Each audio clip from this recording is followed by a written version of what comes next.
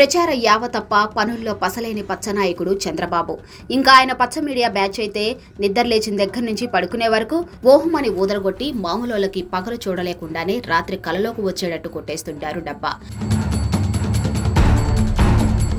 సంపద సృష్టించేవాణ్ణి నేనే, విజనరీని నేనే అనే బాబు సొంత డబ్బా ఎంత దూరం పోయిందంటే అసలు సూర్యుడికి ఉదయించమని నేనే చెప్పా, అమావాస నాడు బయట తిరగకు బాసు అని చంద్రుడు కూడా నేనే ఆర్డర్ వేసా అన్నట్టు చేసుకునే ప్రచారం చూస్తే బుర్ర ఉన్న వాళ్ళెవరికైనా ఒళ్ళు మండుతూ ఉంటుంది. ఖచ్చితంగా ఇన్సైడర్ ట్రేడింగ్ పాల్పడి తన వాళ్ళందరితోనూ భూములు కొనిపించి 5 కిలోమీటర్ల దూరంలో ఉన్న పంచారామాల్లో ప్రసిద్ధమైన అమరావతి పేరుని ఊరులేని ప్రాంతానికి పేరుగా ఎంచుకొని రాజధాని ప్రాంతమని ప్రకటింపచేసి కోట్ల వ్యాపారాలకు తెరతీసిన మాయావి చంద్రబాబు. అసలు ఎవరి ఆమోదంతో ఈయన ఈ ప్రాంతాన్ని ఎంచుకున్నాడో ఎవరికి అంతుపట్టదు. పెట్టిన పేరులోనూ క్రియేటివిటీ అస్సలు లేదు. ఎవరి ప్రయోజనాల కోసం ఈ కార్యక్రమానికి శ్రీకారం చుట్టాడో లోకమంతా తెలిసేటట్టు చేసి ముఖ్యమంత్రి జగన్ చంద్రబాబు దురుద్దేశాన్ని బట్టబయలు చేశారు. బాబుతో అంటకాకిన అప్పటి సింగపూర్ మంత్రి ఈశ్వరన్ ప్రస్తుతం జైల్లో ఉన్నాడు. బహుశా చంద్రబాబు జైల్లో ఉన్న కాలంలోనే ఈయన కూడా కటకటాల పాలైనట్టున్నాడు. తోడు దొంగలిద్దరూ రకరకాల కేసుల్లో 2023 పుణ్య సంవత్సరంలో ఊచలు లెక్క పెట్టారు. వీధి బలీయమైనది బాబు గారికి అప్పుడు తెలిసినట్టుంది. మాటిమాటికి జగన్ బెయిల్ మీద ఉన్న ముఖ్యమంత్రి అనే చంద్రబాబుకి తనే వెనకే ఉండి వేయించిన తప్పుడు కేసుల విషయం రాజమండ్రి సెంట్రల్ జైల్లో ఉన్నప్పుడు రింగులుగా కళ్ల ముందు తిరిగి ఉండాలి. దెబ్బకు మళ్లీ ఆ మాట మాట్లాడడం మానేశాడు. అస్తినాపురం కట్టిన విశ్వకర్మ లెవెల్లో పోజులు కొడదామనుకున్న చంద్రబాబు ఆయన సృష్టి చేద్దామనుకున్న మాయానగరంలో రియల్ ఎస్టేట్ ధరలు ఆకాశానికి అంటేటట్టు పెంచేలా చేసి అస్మదీయులు అమ్ముకోవడానికి ఏర్పాట్లు చేసి ఇంకా విజన్ అనుకుంటూ అంతర్జాతీయ కంపెనీలను తెచ్చి కోట్లాది రూపాయలు దోచిపెట్టి డిపిఆర్ మాత్రమే తయారు చేయించాలని అడ్వాన్సులు కూడా కట్టేశాడు.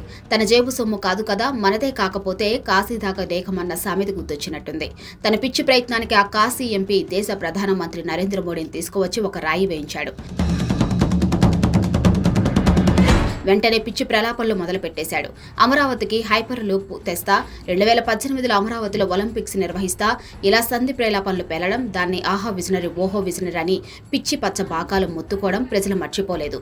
ఆయన గారి వాగుడు నిజానికి దాచేస్తే దాగని సత్యం. యూట్యూబ్ ఛానల్లో అందరూ సంతోషంగా వీక్షించవచ్చు. ఎద్దు ఈనిందంటే దూడను కట్టేయండి అన్న సామెత టైపులో పచ్చబాకాలు ఆహా ఓహో అంటూ ఎన్ని ఆకాశానికి ఎత్తేయటం అందరం చూశాం.